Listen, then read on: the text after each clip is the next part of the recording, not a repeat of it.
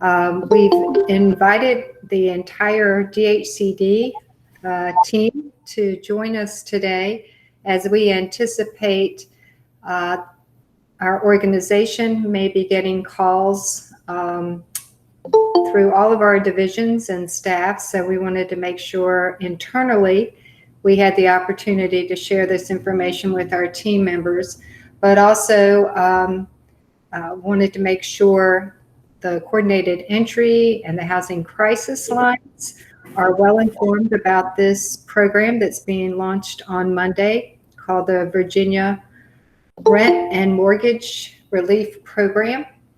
I do want to introduce a couple of our team members in the DHCD's Homeless and Special Needs Housing Unit that have been playing a lead here and helping to get the rent and mortgage relief program off the ground. I'd like to introduce, many of you already know, Nichelle Carver. Nichelle serves as Associate Director of the Homeless and Special Needs Housing Team. And then Kendall Clater, who for the Homeless and Special Needs Housing Program. The coordinated entry and folks probably know Nichelle and Kendall, and they are joined by several team members of that unit. I want to thank them as well for all of the efforts to bring this program to fruition. We only learned about this about 2.5 weeks ago, and quickly started meeting with our continuum of care partners and local planning groups to stand up this program. We've had several webinars over the past week, bringing the grantees on board across the state, as well as 211 Virginia, which is, of course, on an ongoing basis, serves as Virginia's Health and Human Services Information and Referral System. We wanted to make sure that they had all of the pertinent information so that they could respond to calls and direct people to the appropriate organization. So we wanted to do the same thing for coordinated entry and housing crisis lines. You all play a huge role in assisting people in connecting to available resources, appropriate agencies, people who are experiencing homelessness or at risk of experiencing homelessness, or who are having a housing crisis. So thank you for joining us. Kendall and I will be co-presenting today, and then we'll have time at the end for questions. So just one reminder, if you haven't muted your phone or your computer, please do so. It just helps with feedback. If you're on the phone, *6, I believe, is the code you use to mute and unmute. Okay, well, without further ado, we'll get started. So I don't think we really need to spend much time on who DHCD is and our work, but just a reminder that we are focused on creating safe, affordable. Many of you are our key partners in ensuring that we meet that objective and that mission statement. Next slide. Earlier this month, on June 8th, to be exact, Governor Northam held a press conference. He holds press conferences, you probably know, focused on the COVID pandemic and how to respond. The announcement he made was that he worked with the Chief Justice of Virginia's Supreme Court to ask him to invoke a temporary moratorium on evictions starting June 8th and ending on June 28th, which is Sunday, to give us time, Virginia time, to stand up a rent and mortgage relief program.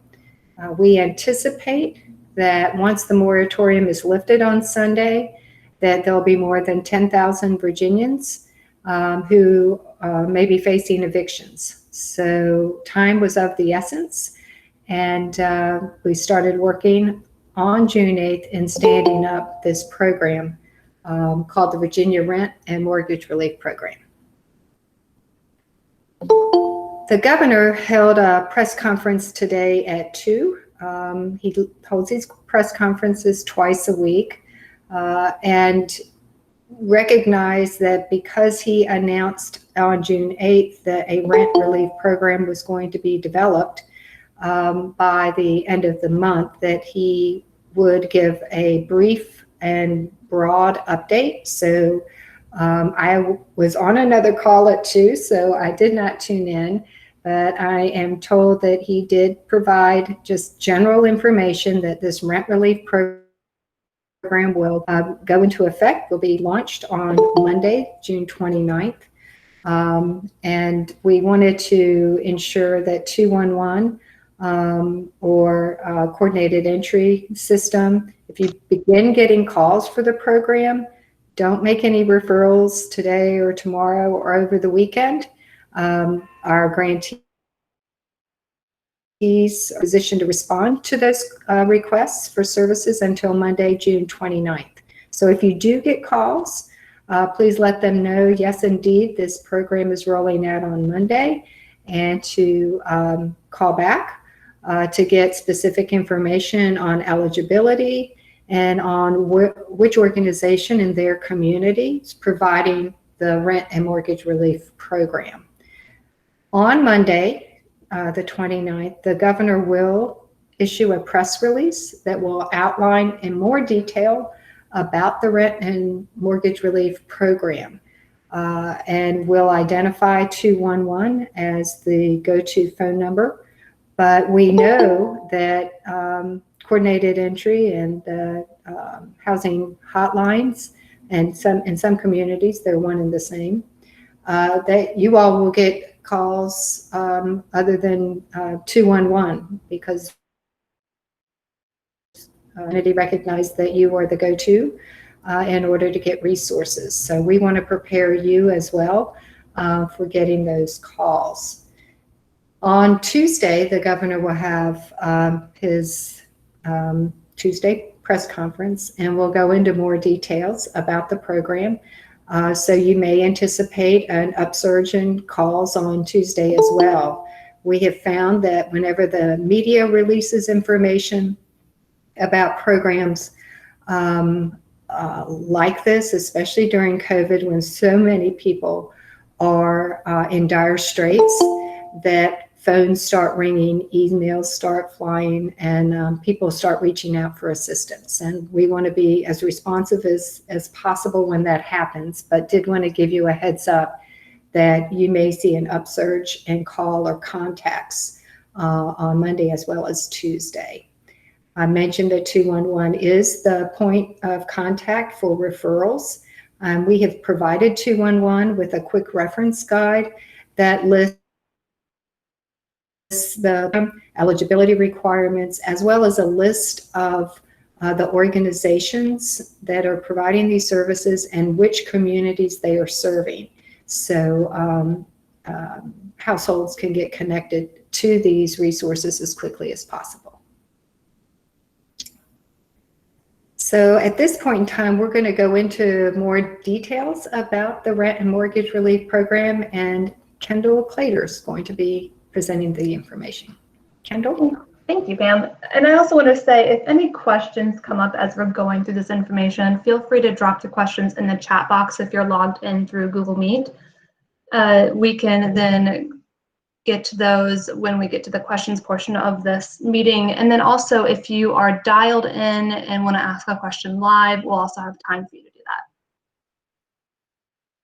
So the Rent and Mortgage Relief Program, or RMRP, is designed to support and ensure housing stability across the Commonwealth during COVID-19.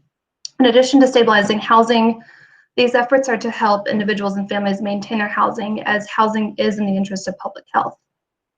Through the RMRP, financial assistance will be provided on behalf of households who are experiencing housing instability due to the pandemic. And we being DHCD, are currently authorized to spend $50 million to support the RMRP activities beginning April 1st, 2020 until December 30th, 2020. We have right now already have about 10 million of that funding, well, not about, it's exactly between 10 million of that funding out to providers across the state. So that way that on Monday, June 29th, the program is able to roll out smoothly. So grantees for this program, and every community does have a local administrating agency that is going to be handling this program, but those include community action agencies, nonprofit organizations, units of local government, as well as regional planning district commissions.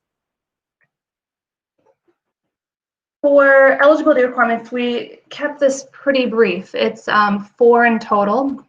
So it will provide financial assistance on behalf of renters and mortgage holders who meet the following criteria. First one is that they have a valid lease or mortgage statement in their name, or other documentation confirming the landlord-tenant relationship. So we also know that, especially in our rural areas, that we have many households, renter households, who have a verbal lease agreement. And so all we would need is some type of letter from the landlord stating that the tenant resides in the unit, that they rent the unit, for how much, location, duration of the lease, and then also how much, and this comes out later on, but how much they owe and back due rent. The second requirement is that households have experienced a loss of income due to COVID-19, and that includes but is not limited to everything listed here. And this is not an exhaustive list at all. If a household contacts you and in their terms they have experienced a loss of income due to COVID-19, they should certainly be considered for eligibility. This is just a list to help kind of get some thoughts going on who could be eligible. But so far on this list, we have those who have been laid off, those whose place of employment has closed, those who have experienced a reduction in hours of work, those who must stay at home to care for children because their daycare or school is closed, those who have lost child or spousal support, those who have not been able to work or have missed hours due to contracting COVID-19, those who have been unable to find work due to COVID-19, and finally, those who are unwilling or unable to participate in their previous employment due to their high risk of severe illness from COVID. So that would be households with members who are older adults over the age of 65 or have an underlying health condition that makes them particularly vulnerable to complications due to COVID. And just to note too, this is all self-report. No one needs to bring documentation of loss of income. We will take any type of verbal confirmation. The third eligibility requirement is that they have a rent or mortgage amount that is at or below 50% fair market rent. And again, this is not a standard HUD amount. Our policy office actually put together very quickly a spreadsheet for use by the programs in 2-on-1 that can determine 150% FMR by household location and household size. So we've made that information available. It's not something that the programs themselves have to calculate. And then the final eligibility requirement is that the household has a gross income at or below 80% of the area median income, and that's based on our current month's income. So it's not pre-COVID income, it's what they are coming to the program provider with at that time. And they do need to be able to document income. And then from June 29th through July 20th, grantees are going to be prioritizing households with a gross income at or below 50% AMI. So this is again making sure that this funding is prioritized for those most in need. And the determination of income does include any unemployment insurance received by a member of the household, but it does not include any one-time payments such as a stimulus check. So what can this funding be used for? And the main piece of it, of course, is rent and mortgage relief. So that's financial assistance for rent or mortgage payments past due beginning April 1, 2020 and onward. Financial assistance is a one-time payment with opportunity for renewal based on availability of funding and the household's need for additional assistance. If the household does return for additional assistance, current income must be verified. So if they contact the program provider on June 29th for assistance and they receive back payment as well as assistance with maybe July rent, and then come to find out in August they need additional assistance, they can always call back. And if funding is still available and there is still a need and they're still eligible, then they can receive that assistance. So we wanted to make sure that you all were prepared for this because first, we know that some COCs and local planning groups have designated their coordinated entry system or centralized assessment system as the primary point of contact for this program. And others have opted to have callers directed to the local administering agency. But we know that even with this, even with 211 and the training that we're doing with them, that some households are still going to be calling you all and probably have been this entire time for assistance.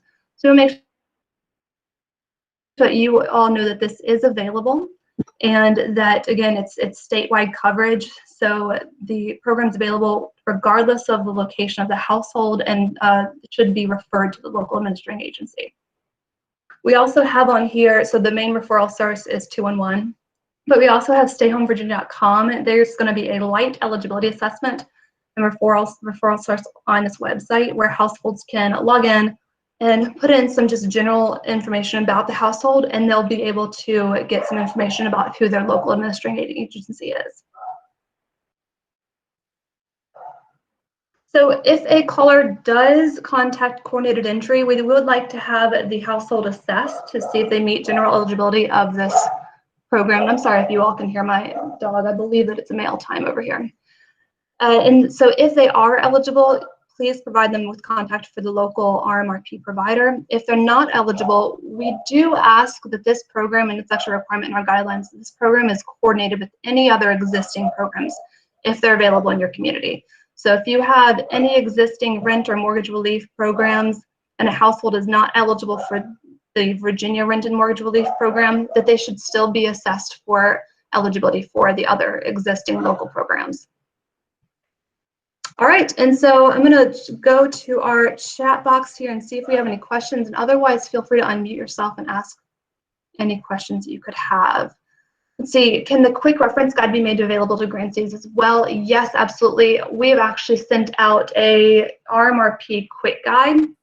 This should have been sent out to all of our COC and local planning group leads as well as RMRP grantees, but we will send that back out. We'll also have this available on our website for anyone that does not get it through email, but if you have not gotten it yet, feel free to email anyone on this call, anyone at DHCD, and we can make sure it gets to you. Okay, Kristen was saying that the sound was really muffled. Hopefully you all could hear everything. Okay, slide 4 of 14, will coordinated entry forward households to 211, or will coordinated entries receive some of the same info as 211? So our hope is that no one is being passed around between 211 and coordinated entry. So we want to make sure that if someone does contact coordinated entry, that they are assessed for this program and referred directly to their local administrating agency. Okay, and where we're getting the most recent data on AMI, that is on HUD's website. All you'll have to do is go to HUD Exchange, and there is the income calculator there. And that's also, sorry, just to make sure that everyone is aware, there's also a link on our guidelines that directs you right to the HUD Exchange link for the AMI. All right, that's all the questions we have in chat right now. Feel free to keep sending those in. We've got plenty of time for questions, and otherwise unmute yourself if you'd like to ask a question. A couple of other questions have come in, Kendall. So there's a question about how to know who your grantee is for your local area. And each continuum of care or local planning group submitted a name to us. We will make sure you all have the list so that all of the coordinated entry systems will have that information. And the person that asked, you guys actually were the ones, your agency, not you, provided that information to us. So we will make sure that you have it. We also have a question about updates to guidelines. So yes, on the calls on Mondays with all of our community partners, we had 3 different changes that we implemented into the guidelines. So everything has been updated. And again, this should have been sent out to all of our community leads and grantees, but if not, we'll make sure that it gets to you. But we updated the landlord tenant agreement to include that you can accept a verbal consent for signature. So just in case the office is closed or someone has a difficult time coming into the office, they can provide verbal consent for their signature and the options that they'd like to choose for repayment, or I'm sorry, for the back due rent payments over the phone.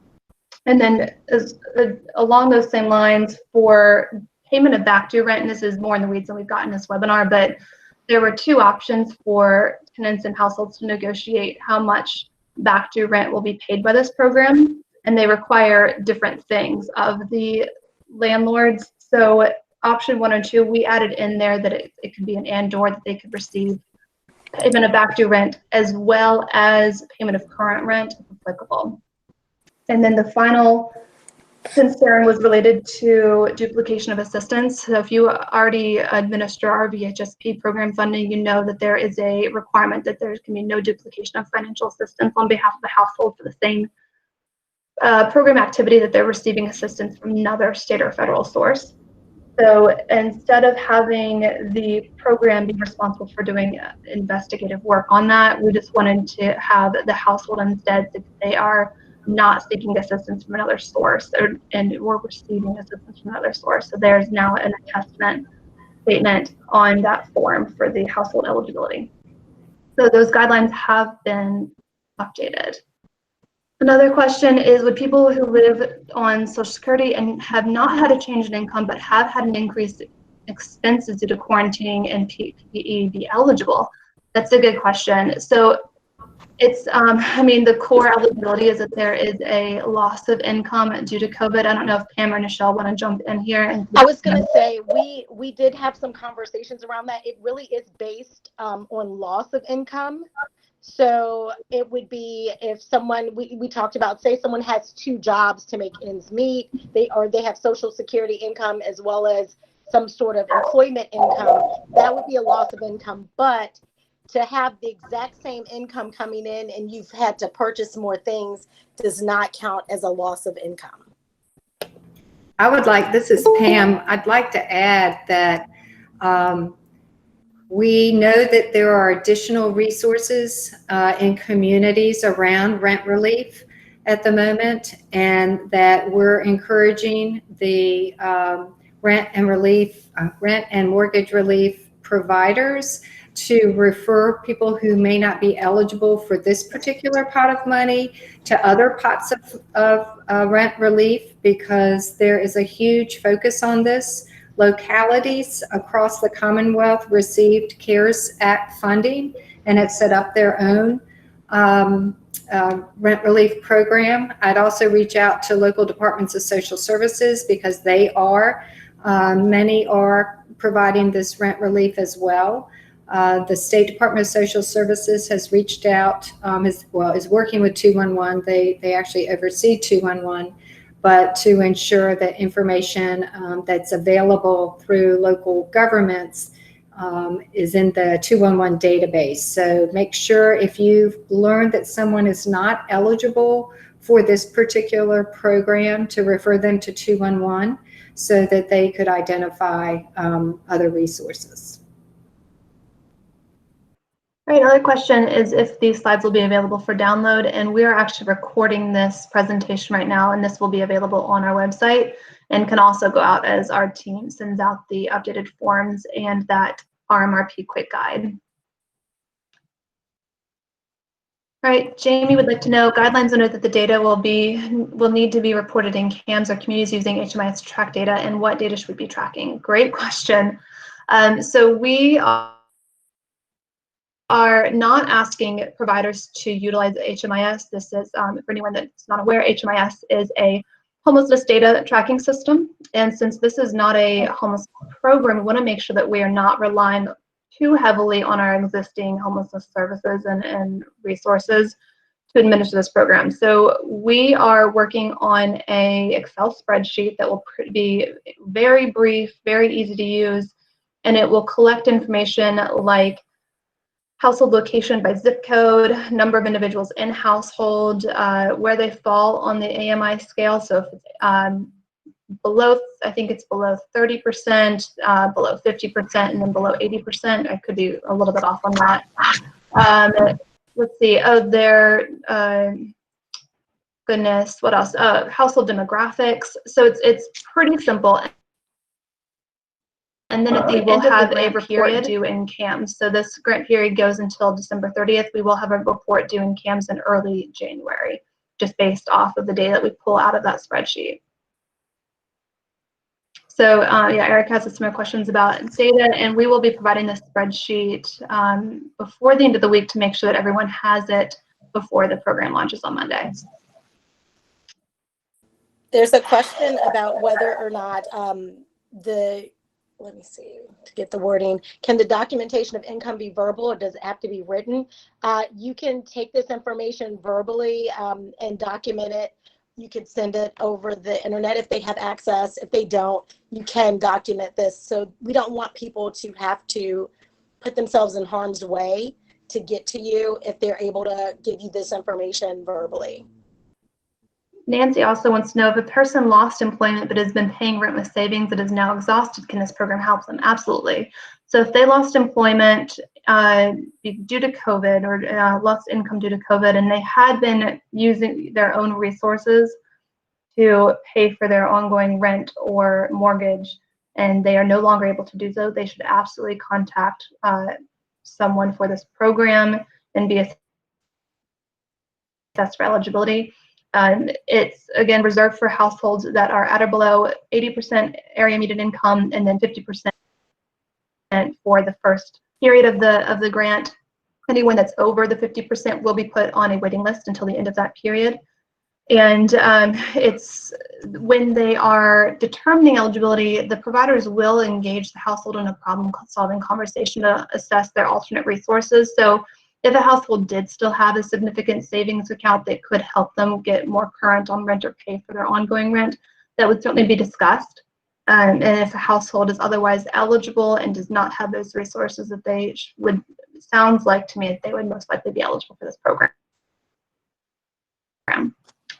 Quinn Rivers would like to know, will you also provide a standard intake application? So we provide, in our guidelines, we provide the household eligibility form, and that just helps guide the guide documentation of eligibility. So it makes sure that the household has lost income due to COVID, and it provides a area for them to verbally attest that loss of income. It tracks the income documentation that's gathered, and FMR and AMI.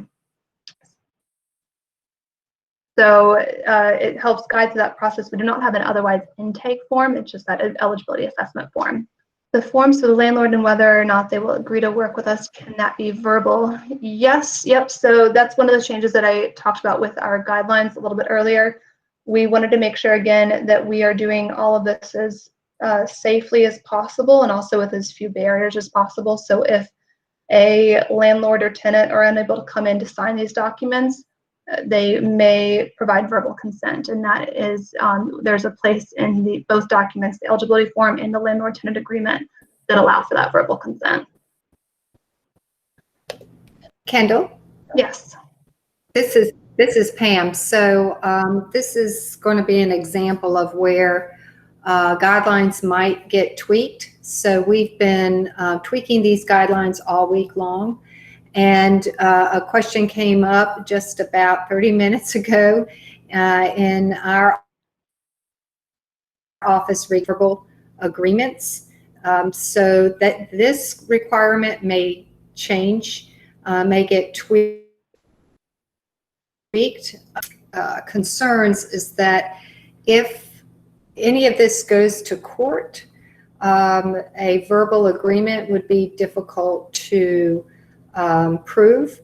So we're just wanting to make sure that we're not, setting up a situation where either landlords or tenants are in a bind, so to speak. So more to come on that. We'll make a final determination this afternoon, and if that changes in the guidelines, we'll issue an amendment to the guidelines. One of the things Nichelle reminds us ever since we started working on this process, that back in when the housing crisis occurred and ARA funds became available for the homeless HPRP, Homeless Prevention Rapid Rehousing Program, that a similar process, standing up guidelines, was done quite quickly. Maybe not this quickly, but quickly, and some amendments needed to be made. So we are kind of prefacing that as we send out the guidelines, changes along the way. There may be some unintended consequences that we learn as we roll out the program next week and in the coming weeks. So we will tweak as much as we can, because the last thing we want to do is create any barriers or issues. So we'll get back on that particular question related to verbal agreements. Thanks, Kendall. Sorry. Thank you, Pam. No, actually.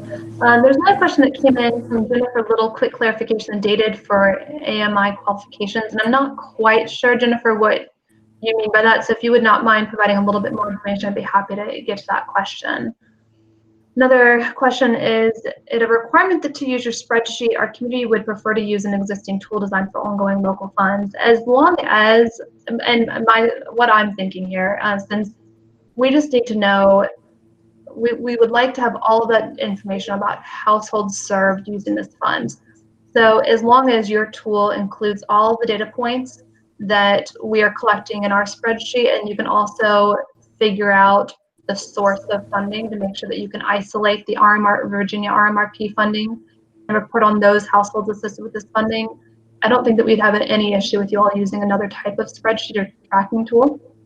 Again, we just want to make sure that we're able to collect the information necessary for households served with this pot of funding.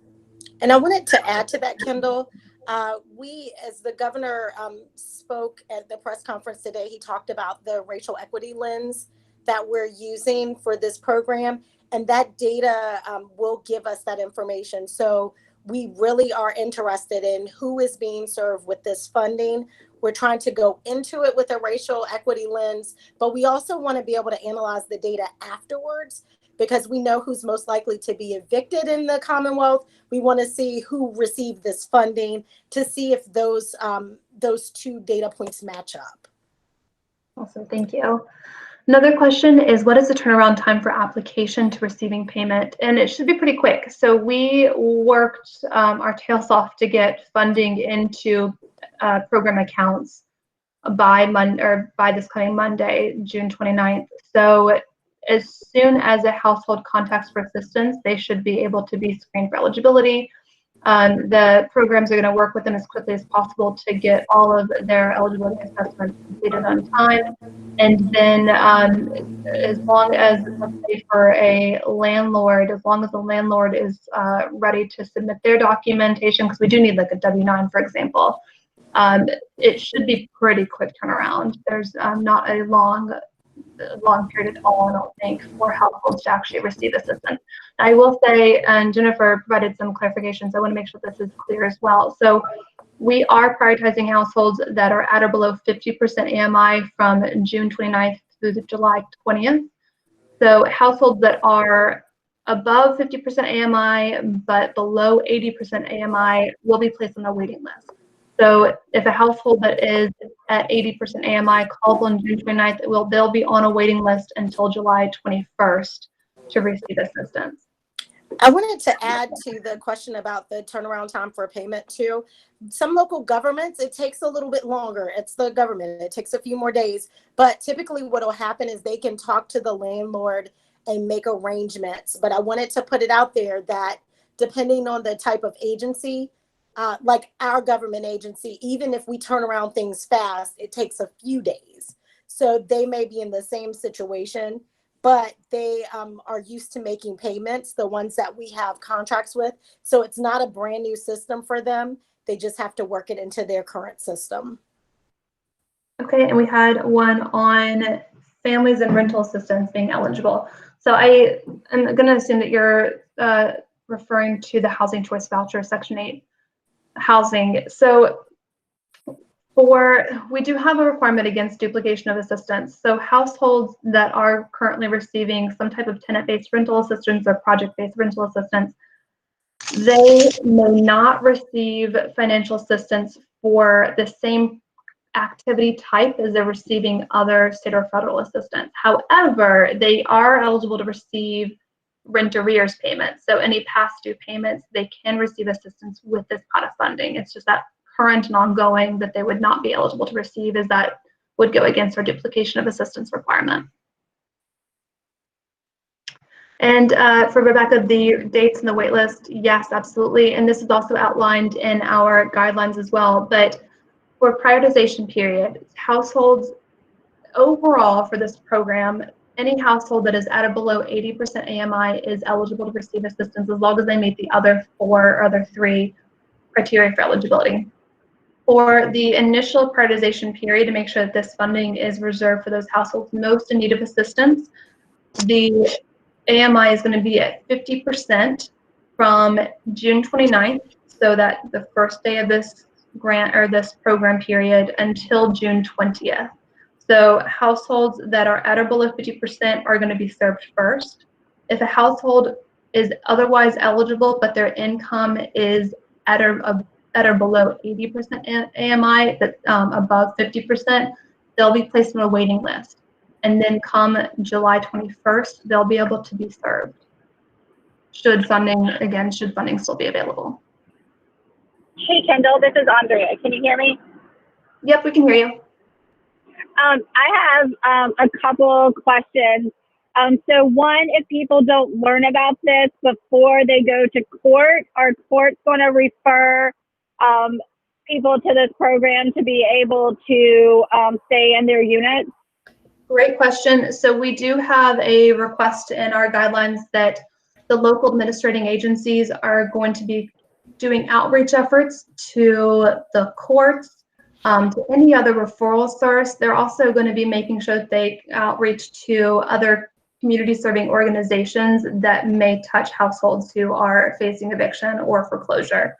So yes, and then also doing outreach to landlords. So it's in the landlord's best interest to encourage their tenants to apply for this program, particularly if they are unable to otherwise pay their rent. Yes, if a household is still issued an unlawful detainer and they go to court, the court should also be aware of this program and refer back to the program. And I wanted to jump in and and say, Cinta Gori is our, I don't know if Pam said this because I'm starting to mix up all my calls, but Cinta Gori is our evictions associate director. And Cinta and I are going to be meeting when she returns to start talking about ways to outreach communities that are most in need. And she's talking about some ways that we can help connect courts with the people who are doing the programs, like to help facilitate those meetings, but also looking at zip codes that have the higher eviction rates, and really looking at helping community-based organizations that work within those zip codes to get this information out. So we really tried to figure out how to apply the racial equity lens and go into it thinking, how can we best meet the population where they are to avoid them even getting to courts, like you were asking, Andrea. And I have one more question, sorry. My other question is, what, as part of the funding to the contracted agencies, were they given money to staff up to be able to manage what we expect to be a high rate of calls and clients in need, or yes, households in need? Absolutely. We built in 10% of program staff support funding. So that's staffing, 10% of the overall award to the agency that's administering this program, 10% to do any type of program staff support. So that's doing the intake, eligibility assessment, collecting documentation, working with the landlords, and then also any type of follow-up work to connect them with other mainstream resources. And then there's also a 5% admin.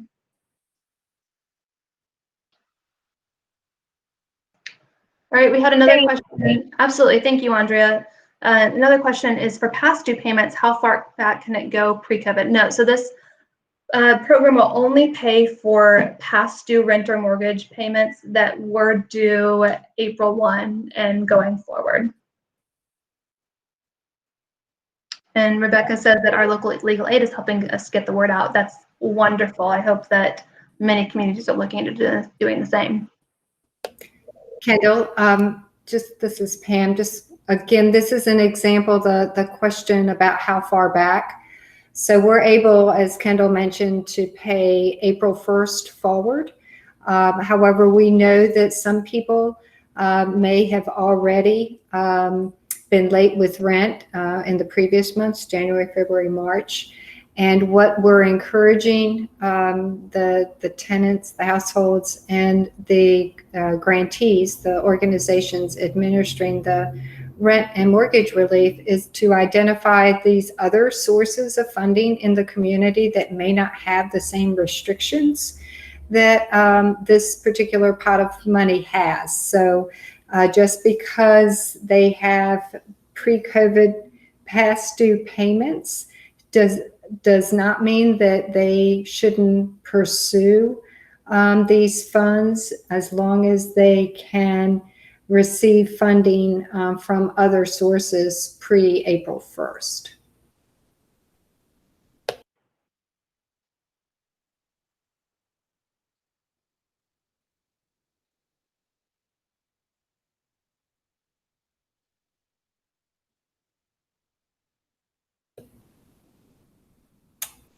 And I just wanted to add, because I know there, like Pam has said it a couple of times, we talked about no duplication. The biggest thing we want everyone to walk away from this with the understanding is 50 million is not going to be enough.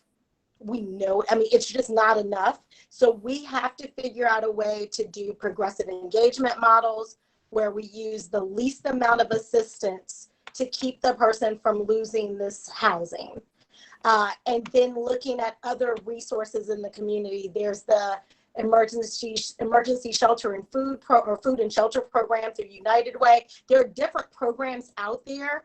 You want to look at the household and see how best, and I think Kendall mentioned it, where you're looking at what other resources are available, because we know that 50 million is not enough for the, I think it's expected 12,000 households hitting the eviction courts next week, and then like another 49,000 in August.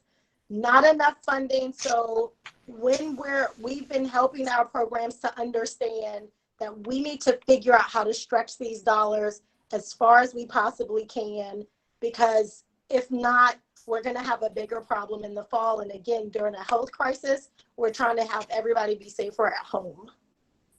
So I just wanted to put that out there to understand why some of these rules are in place. And once you see the guidelines, if you haven't already seen them, there are things like working out deals with the landlord, getting them to forgive debt. All of these things are in place to try to stretch the funding and get the landlord some assistance, but also to help the clients to be able to stay in their units. Hi, this is Sharvela with United Way. I have a question, and I apologize, Kendall. I know you've addressed this before on this call, and I was having a hard time hearing your response. And I'm looking at the original draft guidelines as it relates to people who are in a rent assistance program like the Housing Choice Voucher Program. Would you mind providing clarification again if the RMRP is available for their portion of the rent if they are past due on that? Yes, absolutely. So RMRP can provide payment of rent arrears for any individual that is receiving subsidized housing assistance. It cannot be utilized to pay for their current or ongoing rent.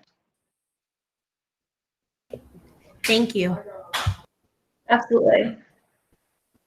And then one question I want to make sure that everyone sees this, it came through the chat, is that if a tenant is past due for January and March rent, would this program pay for their April, May, and part of the landlord agreement be the forgiveness of January, March, even though those are pre-COVID? Absolutely. And actually, so we have, again, we have one of two options that landlords and tenants can opt for repayment of past due rent, and that's absolutely one of them.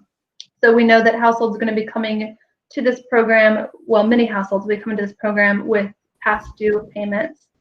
So this one, even though it can only pay for payments that are due April 1 and on, one of the options, I think it's option 1, can work with them to have the landlord forgive the payments that were due prior to April 1. Yes, and again, for the no duplication of assistance and households that are in a subsidized unit, the RMRP program can pay rent arrears, but it cannot pay current or ongoing rent for any household in a subsidized unit. And Kendall, for further clarification, and I'm going to state this, but also pose the question to you and Nichelle, because we've gone back and forth so many times. I just want to be clear. So those ending public assistance, they will still be under an eviction moratorium starting next week. Don't they have a federal moratorium in place for end of July? July 25th, I believe. Is that correct? Yep. Yep, Yeah. that's correct. So they would not be eligible to apply for rent arrears until after their protection ends. So, Yes, and also just to add to that, if a person is unable to pay their rent and they are in Section 8 housing, or they're in a housing authority like RHA, and they can't pay their rent, what's supposed to happen is they should be able to go to their housing authority, talk about their income, and get their income reduced down. So there really shouldn't be arrears. Mind you, I understand that that is not always the case. But if things are happening as they are supposed to, folks wouldn't have rent arrears if at the moment they are unable to pay, they let someone know, or they may have arrears for just 1 month, but not the full time. This is speaking from experience working in the field, but also understanding what the regulations say should be happening. Now, again, I know that doesn't always happen. I want to preface that, but you should not have an onslaught of folks coming in if the housing authority and the clients have been working together over this time. And my understanding is many of the housing authorities are working with their clients.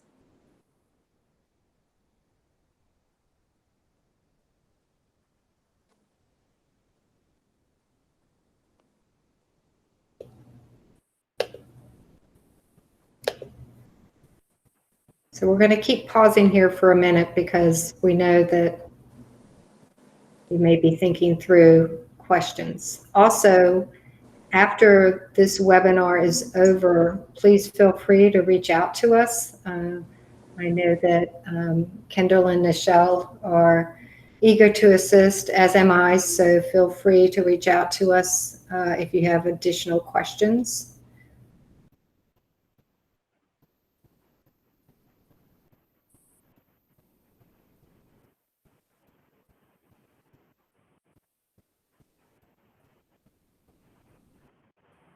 And for DHCD staff who are on this webinar, we will also be providing you with the program guidelines. I've received a couple of requests, and we will make sure you have access to those as well. This is Andrea again. Can I ask one more question? Sure. So I just wanted to, I guess, a couple things. One, is there any prioritization for renters over mortgage holders? And my second question is, with mortgages, with people being eventually up to 80% AMI and being able to be over, I guess fair market rent doesn't apply to a mortgage, but just knowing, especially like in the Northern Virginia area, what 80% AMI could be and what somebody's mortgage could be, is there any cap on amount that somebody would need in order to pay their arrearages? Absolutely. So for mortgage as well, that also has to be at or below 150% FMR. So their monthly mortgage payment is what we'll be looking for that amount. And Andrea, forgive me, what was the whether or not renters are going to be prioritized over house or mortgage holders. And we do have in our guidelines that general prioritization across the whole period of this program is that households with unlawful detainers or notices of evictions should be prioritized for assistance. I cannot remember off the top of my head if we also included individuals facing immediate or imminent foreclosure, and if they had a foreclosure notice. Pam or Nichelle, do you all recall if we have that in our guidelines? I don't think we do. We don't have. Any we talked household about that, but we don't have that. Yeah, so any household that is facing imminent eviction, I say imminent, I should not even say that, that's a homelessness word. Forget that I said it. Any household that is facing eviction, either a 5-day pay or quit, has been issued an unlawful detainer, they will be prioritized for assistance.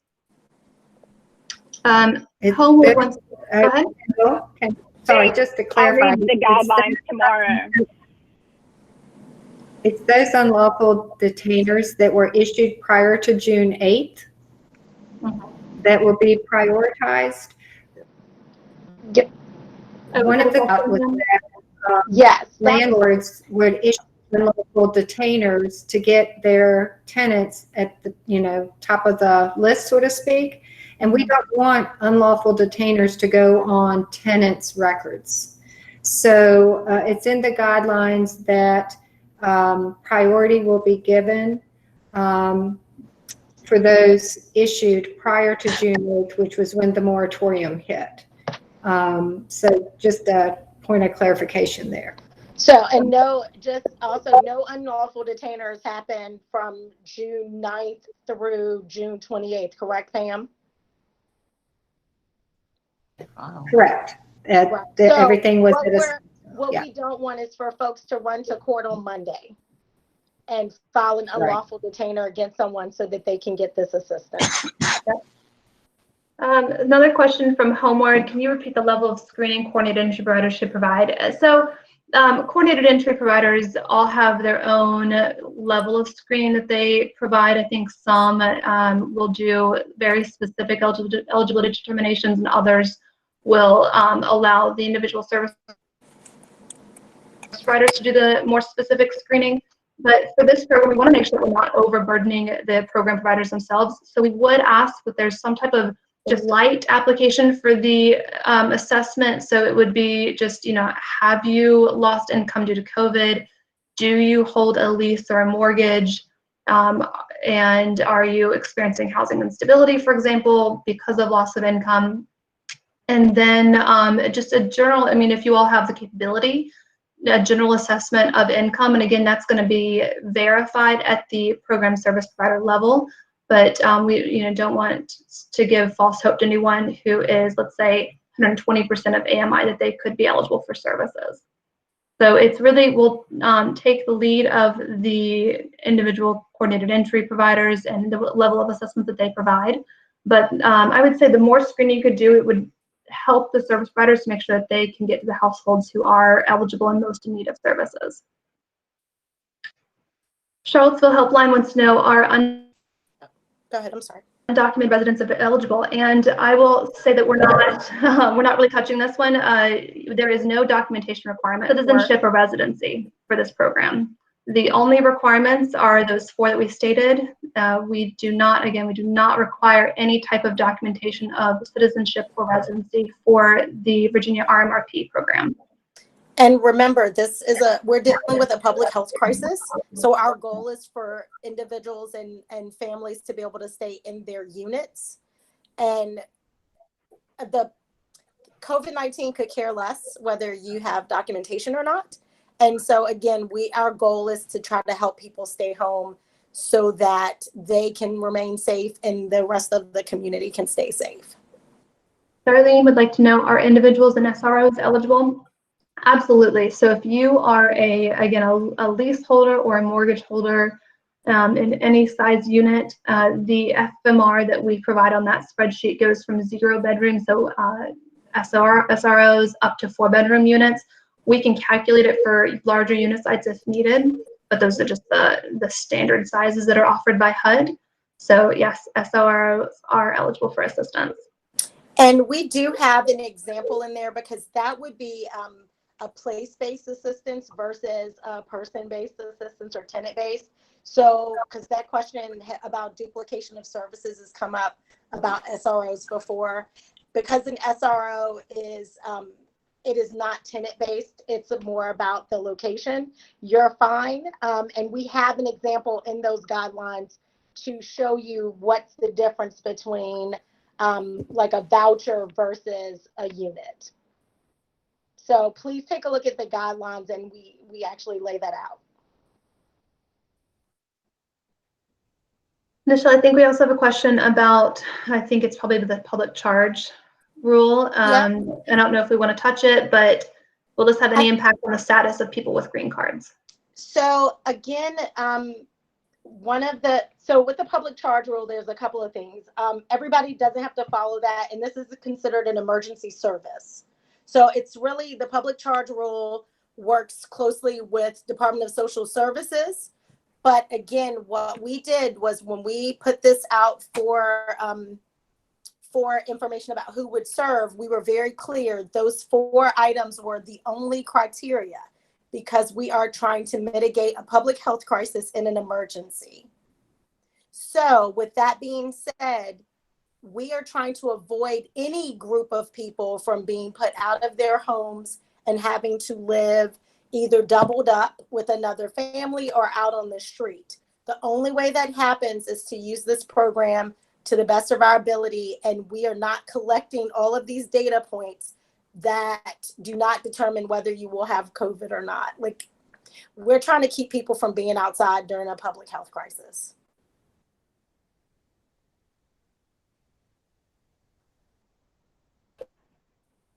So green card, And ID. I see Rhonda. Go ahead. I was just saying, green cards, IDs, no IDs, doesn't matter. Are they going to be evicted? Yes, no. Then we start looking at criteria and trying to help. Very good. So Rhonda Spear, who serves as our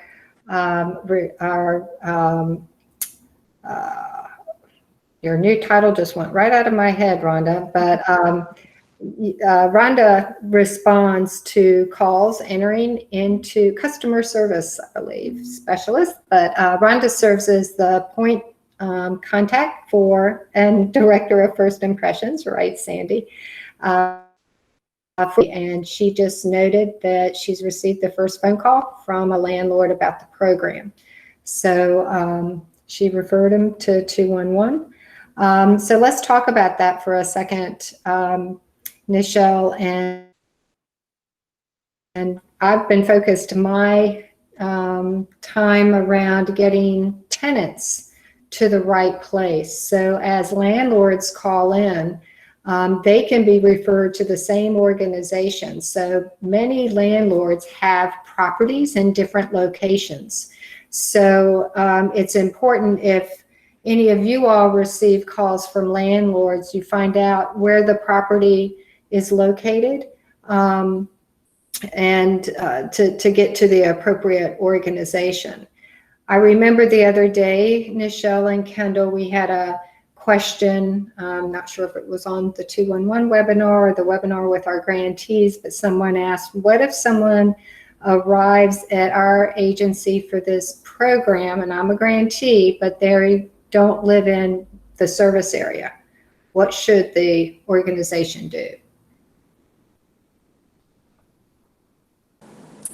The goal would be I was on mute too. The goal would be when you look at the document we've sent out for communications, try to get connected and do a warm kind of connection between the locality that the person is in. We have money to cover the entire state, but what we don't want is, because Richmond is an easier place, so everybody just kind of comes to Richmond, when the surrounding areas, and I'm talking outside of the 8 counties around Richmond, have funding too. So, but if there's no money left, then we start trying to work. So I'll use Richmond again as an example. If Petersburg was out of funding and funding was gone and Richmond still had some, we would try to work between the two.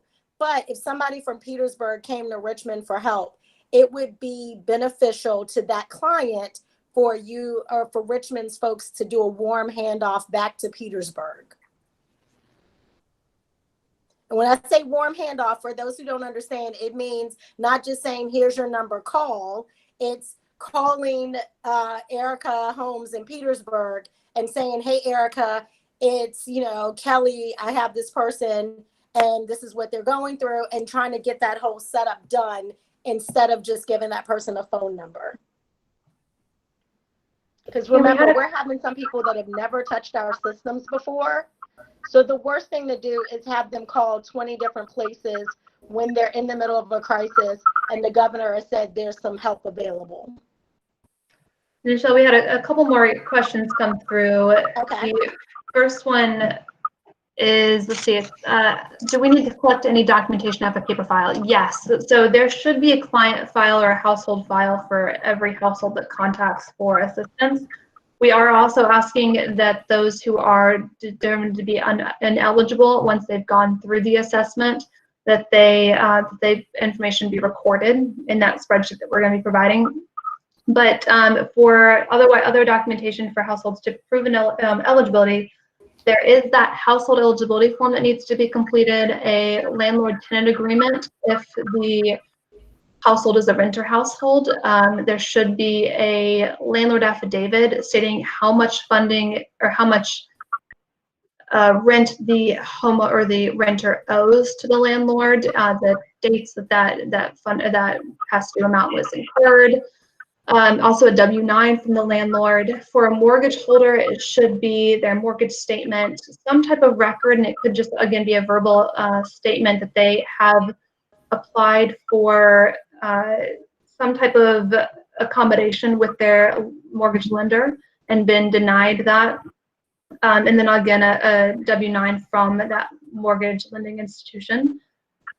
And the valid lease, the mortgage statement for the homeowners, and then of course documentation of income. So if they have the ability to submit that documentation of bank statements or pay stubs, whatever it could be, that it would be good to go ahead and put in the client file, and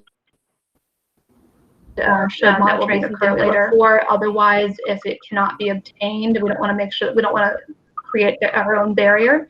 So verbal statement of income can also be accepted as long as the homeowner tests that is accurate information they're providing. Okay. Hi, this is Ursula. I have a question. Sure.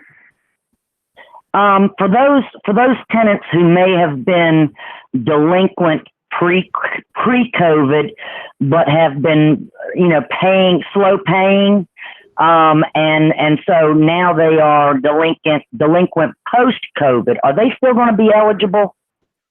So the only requirement here is that this program can only pay for bills that were past due beginning April 1st and onward. So any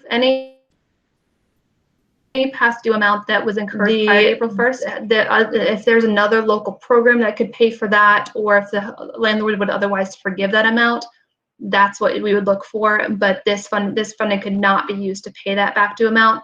But yes, if they've been on a repayment plan and got behind again in May, and they have a little bit of their May rent left that's due, this funding could be used to assist that household if they're otherwise eligible. Okay, thank you. Absolutely, thank you. Another question here is, if the landlord calls and wants to help, do they need to have their renter call us to complete the assessment? Yes. So eligibility is determined at the household level. They'll be the ones that need to contact for assistance, and it's their income and everything like that, and loss of income that is used to determine eligibility.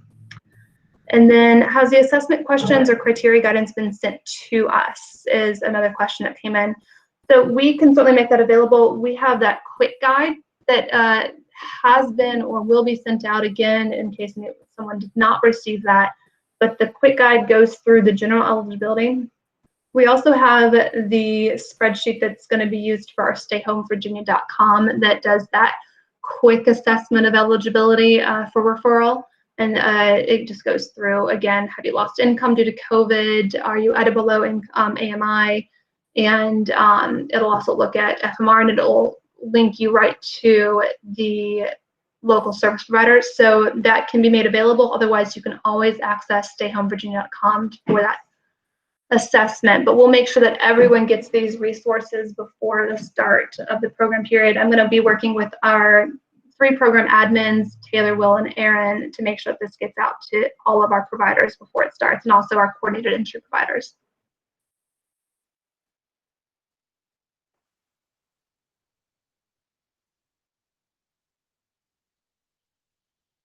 I want to answer this question about, is there any, let's see, the question is there any recourse if a landlord does not respond to requests for information or the W-9? And it says our experience with local distribution is that about 20% of landlords will not provide the W-9. So we had an extensive conversation about this, Pam. You remember it was Friday night. And the reality is we cannot have any payments going to someone who has not completed a W-9. That is a federal requirement. We recognize that that means that there will be some people who are not able to access this funding because their landlord will not accept. So then it becomes incumbent upon you to try to get the landlord to understand why this is beneficial so they can get their money. But if they don't, then you can look at other sources of funding that don't require W-9s. I don't know what those are because, again, that's a federal requirement. But we did have this moment, this kind of come to Jesus moment, where we realized there are going to be some people that the landlord is still going to say no, and we cannot usurp federal rules for that. That W-9 is a requirement. And that's that's not just a federal, it's an IRS requirement. Nobody wants to be a part of trying to skirt that. So we just realized that could happen. Hey, Michelle, this is Andre. And I don't know whether this is possible, but I'm wondering if a landlord would not accept the payment because they would have to complete a W-9, if there's some kind of form that the grantee organization could complete saying that the landlord was offered funding but refused to do that the client could take to court. I would say they would probably need to work with a lawyer because that sounds more like legal advice. So I don't know. I would say that if there is a landlord refusing a W-9 to fill that out, then maybe work with the client with their local legal aid to figure out what's the recourse. Yeah, and again, I feel like go ahead, Sandra. I'm sorry. I wanted to add, we Pam, spent a lot of time on this very thing with the understanding that there will be some. But again, that's where other resources have to come into play. And it's the private resources. So, state and federal very well may have some of these strings attached, but we know that some foundations, some United Ways, other groups, faith-based organizations are doing fundraising to assist in rental assistance, and they may not require this type of form to be completed by the landlord. So again, reaching out to other resources in the community is really going to be key to helping those tenants who may not have a landlord who's willing to accept or to complete this form or address rent due prior to.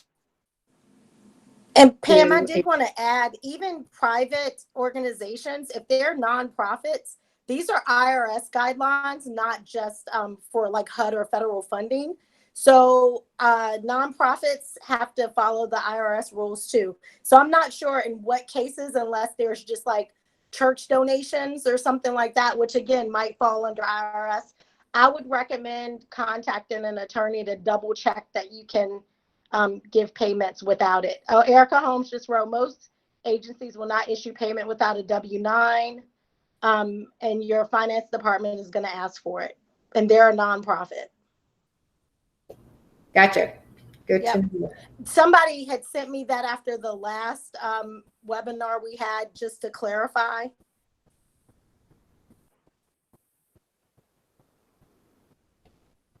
Good information. Thanks, Erica. And another question is just to clarify, renters and tenants with evictions are to be prioritized above homeowners or those with foreclosures. Yes, so throughout the duration of this program, so April 1 through December 30th, we are asking providers or requiring that providers prioritize households with a notice of eviction for assistance. And again, mortgage payments must follow the 150% FMR. Yes. So both mortgages and rent amounts must be at or below 150% FMR. And again, that's a spreadsheet that's provided in our guidelines. And I also, just so everyone knows, if you have not received any of the documentations that we've talked about in this webinar, please do send me an email if you don't have another homeless and special needs housing unit email address. Send me an email and I'll make sure you get the documents. So I put that email address in the chat box.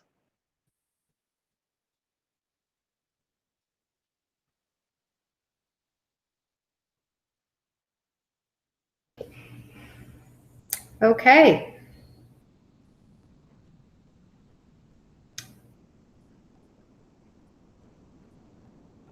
Any more questions? Been a great webinar. Thanks for all the questions and for hanging on a little over an hour here. Do appreciate it. And again, if you have additional questions after the webinar, feel free to reach out to us. Probably Nichelle or Kendall, which one? I mean, is there a point person or anyone? Gotcha. Kendall's the point person. Kendall. Yeah, I'd be happy to answer any questions or field any concerns that anyone might have. Again, making sure that everyone has the same information, all the required documents and everything, so that we're allowed as smoothly as possible on Monday. Yes. And if you haven't had a chance to see the governor's press conference, I think you can go on Facebook or Instagram and just rewind it and see, because it is just a brief shout out about the program, but I think that it's going to garner a lot of attention. Yeah. Definitely. Thanks, everybody. We appreciate y'all staying over a little bit of extra this afternoon. So thank you. Yep. Thanks, everyone. Bye. Thank you. Bye.